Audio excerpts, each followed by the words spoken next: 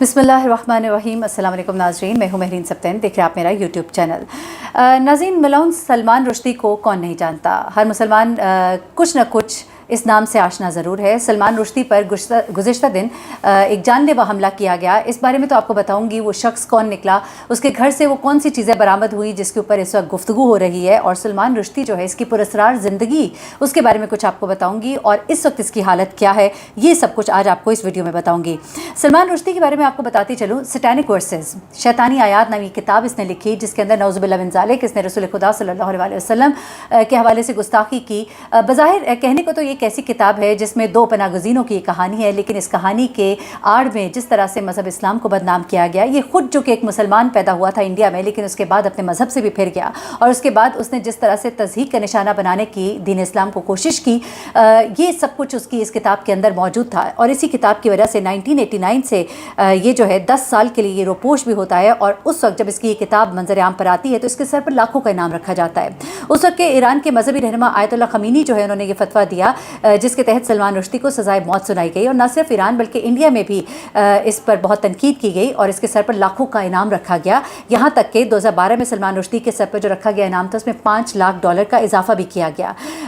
तो यहाँ पर ईरानी हुकूमत जो है उसने तो इस फतवे से लाताल्लुकी का इजहार कर चुकी है, लेकिन बाद में एक नीम सरकारी ईरानी मजहबी तंजीम ने इस पर $5 लाख का इजाफा किया उस इनाम पर जो कि इसके सर पर रखा गया था। अच्छा, ये सब कुछ तो मैंने आपको बताया। ये किताब जो है इसका प्लॉट में इसको डिस्कस नहीं करना चाहती। पाकिस्तान में, इंडिया में, एशियाई ममालिक में ये किताब जो है ये बैन है, और इसकी वजह से ये 10 साल जो है ये रुपोश भी रहता है। लेकिन ये शख्स जो है अब मंजर आम पर भी आया और मुख्तलिफ़ जगहों पे यूनिवर्सिटीज़ में जाकर ये लेक्चर्स भी देता था। अब भी ये एक हॉल में मौजूद था। वहाँ पे बेसिकली होता क्या है, पहले मैं आपको मुख्तसरन बताती हूँ। होता कुछ इस तरह से है कि ये उस वक्त वहाँ पर खिताब करने के लिए मौजूद होता है, स्टेज पर आता है, और दिन भर यहाँ पर रिहर्सल होती रही। यहाँ पर सिक्योरिटी के इंतज़ाम जो कहे जा रहे थे तो अच्छे, लेकिन उस वक्त कुछ ऐसा लम्हा था कि ये जो नौजवान है जिसके पास एक पास मौजूद था यहाँ पर आने का, ये नौजवान जो है बड़ी तेज़ी से ये भागता है स्टेज की तरफ। यहाँ स्टेज पर ये पहुँचता है और किसी तरह से अपना रास्ता बनाता है, और ये सलमान रुश्दी को धक्का मारता है। धक्के की वजह से सलमान रुश्दी नीचे गिर जाता है, और ये पैर दर पैर इस पर छुरियों के वार करता है, चाकू के वार करता है। अच्छा, ये सब कुछ तो मैं आपको बता रही हूँ, लेकिन इस शख्स से, अच्छा, ये मनाज़िर बड़े ही तकलीफ देंगे। इस वक्त मेरे सामने वीडियो मौजूद है, लेकिन चूँकि यूट्यूब की कुछ ऐसी पॉलिसीज़ है जिसकी वजह से मैं आपको ये वीडियो तो नहीं दिखा सकती, लेकिन आपको बता ज़रूर सकती हूँ, थोड़ी सी मंजरकशी करती हूँ कि किस तरह से ये लपकता है स्टेज के ऊपर, धक्का मार के गिराता है, और उसके बाद गर्दन और पेट पर ये पैर दर पैर वार करता है। ये 24 साल शख्स है जिसको कि गिरफ्तार किया गया, और इसका नाम हादी मतर है। इसके बारे में मैं आपको कुछ इंकिशाफात करूँगी, इसके घर से मिलने वाली चीज़ों के बारे में बताऊँगी, और इस वक्त वो पुलिस की हिरासत में है। लेकिन होता क्या है कि वहाँ पर जाहिर सी बात है फिर वहाँ सिक्योरिटी मौजूद होती है, उसको बचाने की कोशिश की जाती है, लेकिन सलमान रुश्दी को फिर उसके बाद हॉस्पिटल मुंतकिल किया जाता है, जहाँ पे आगाज़ में ये बयान आता है कि उसकी हालत बहुत ही ख़राब है, तशवीशनाक है, वेंटिलेटर पर है, बोल नहीं सकता, उसकी आँख ज़ाया हो जाने का खदशा है, ये शुरू में बताया जाता है। उसका जो एजेंट है वो बयान देता है कि सलमान रुश्दी पर स्टेज पर तकरीब के दौरान हमला किया गया, वो मुमकिन तौर पर एक आँख से महरूम हो जाएंगे, उनके बाजू के असाब कटे हुए थे, उनके जिगर में छुरा घोंप कर नुकसान पहुँचाया गया था। अब मैं आपको बताऊं कि वेंटिलेटर से तो सलमान रुश्दी को हटा दिया गया, लेकिन सलमान रुश्दी की एक आंख जो है वो ज़ाया हो गई है, और ये बताया जा रहा है कि बोलने की ताकत से भी वो इस वक्त महरूम हो चुके हैं। और इस वक्त ये जो वाक़या पेश आया, अमरीकी रियासत न्यूयॉर्क में एक तकरीब थी जहाँ पे ये वाक़या पेश आता है। न्यू जर्सी का इलाका है। ये शख्स जिसका ताल्लुक़, सॉरी माज़रत के साथ, जिसने हमला किया, वो हमले के बाद न्यू जर्सी के इलाके, ये शख्स न्यू जर्सी के इलाके फेयरव्यू से ताल्लुक़ रखता है। हादी मतर इसका नाम है, 24 साल इसकी उम्र है। अब इसमें कुछ नई चीज़ें जो हैं इस वक्त सामने आ रही हैं, और मैं आपके साथ शेयर कर लेती हूँ। सबसे पहले तो ये कि इस शख्स ने क्या बताया। सलमान रुश्दी की गर्दन और पेट में कम से कम एक बार छुरा घोंपा गया, जिसके बाद उसको हेलीकॉप्टर के ज़रिए मुकामी अस्पताल जो है मुंतकिल किया जाता है, और हमले को रोकने की कोशिश करने वाले हेनरी रेस को भी सर पर मामूली चोट आई, जो कि उस वक्त मुंतज़िम भी था, वहाँ पे होस्ट भी था, और उसी के इदारे ने यहाँ पर तकरीब का अहतमाम किया हुआ था। और एक आर्टिस्ट जिसने BBC को बताया कि सुबह से तकरीब की रिहर्सल मामूल के अंदाज़ में चल रही थी, और हमले के बाद से तकरीब के मुकाम को लॉकडाउन जो है वो कर दिया गया है। तो ये तो कुछ मालूमात हैं इस हवाले से कि वहाँ पर क्या कुछ हुआ। अब मैं आपको बताती हूँ कि ये जो सलमान रुश्दी मलून है, इसकी एग्जैक्टली हालत क्या है, और फिर ये शख्स जिसने इस पर हमला किया इसके बारे में क्या मालूमात हैं।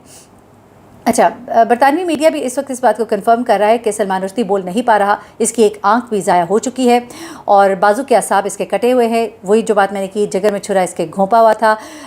ہادی مطر کے نام سے اس شخص کی شناخت ہوئی ہے اور اس کی حالت تو یہ بیان کی جا رہی ہے۔ اب ذرا ہادی مطر کی طرف آ جاتے ہیں کہ یہ شخص ہے کون۔ آپ کو جیسے کہ میں نے بتایا کہ ایران کی طرف سے یہ فتویٰ تو جاری کیا گیا تھا، لیکن نوجوان ہادی مطر کا تعلق ایران سے نہیں ہے۔ کیلیفورنیا میں یہ شخص بیسیکلی پیدا ہوا تھا اور ابھی یہ نیو جرسی منتقل ہو چکا تھا۔ اس کے گھر کا آخری پتہ نیو جرسی کے شہر برگن کے علاقے 5U میں ہے، ٹھیک ہے۔ اس کے بعد FBI کی تحقیقاتی ٹیم نے حادثے کے بعد ہادی مطر کے گھر پر چھاپا مارا، اس کی تلاشی لی تو یہاں سے اس کے گھر سے شہید ایرانی کمانڈر قاسم سلیمانی اور ایک شیعہ عالم دین کی تصاویر ملی ہیں۔ اچھا، اس کے علاوہ اس کے پاس ایک ڈرائیونگ لائسنس بھی موجود ہے، جعلی ہے جو کہ، اور اس کے بعد اس کا سوشل میڈیا اکاؤنٹ سے یہ معلوم ہوتا ہے کہ وہ بہت زیادہ متاثر تھا ایرانی پاسداران انقلاب سے، اور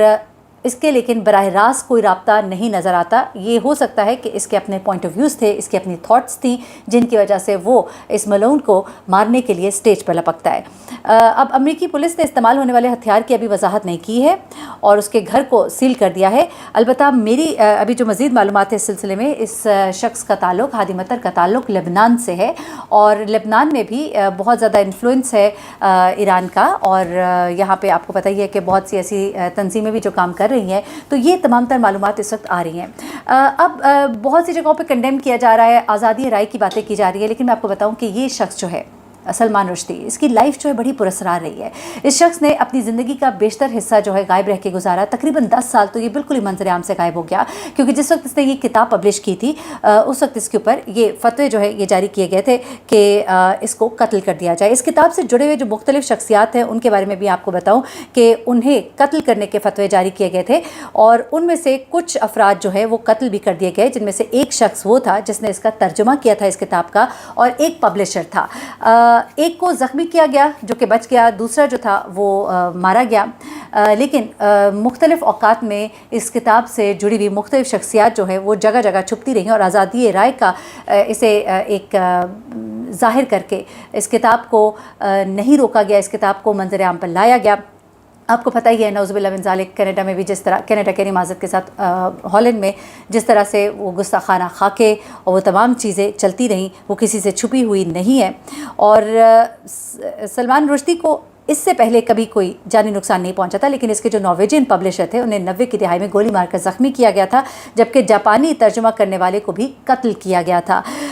اب جہاں پہ یہ کہتے ہیں جی آزادی رائے، تو آزادی رائے کا مطلب یہ نہیں ہوتا کہ کسی کی دل آزاری کی جائے، اور جب آپ دین اسلام میں جو شخصیات جن سے ہماری محبتیں ہیں، جن سے ہماری عقیدت ہے، تو یہ آزادی رائے کے زمرے میں نہیں آتا، بلکہ یہ لوگوں کے دلی جذبات کو تکلیف پہنچانے کے زمرے میں آتا ہے۔ جس طرح سے مختلف مذاہب کے ماننے والے اپنے جو بڑے ہیں چاہتے ہیں کہ ان کی عزت کی جائے، اسی طرح دین اسلام کے جو بڑے ہیں ان کی بھی عزت کی جانی چاہیے، لیکن ہم یہ دیکھتے ہیں کہ اس چیز کی بڑی کمی پائی جاتی ہے، اور یورپ اور ان ممالک میں ہم بہت زیادہ یہ دیکھتے ہیں کہ اس طرح کی گستاخانہ باتیں ہوتی رہتی ہیں،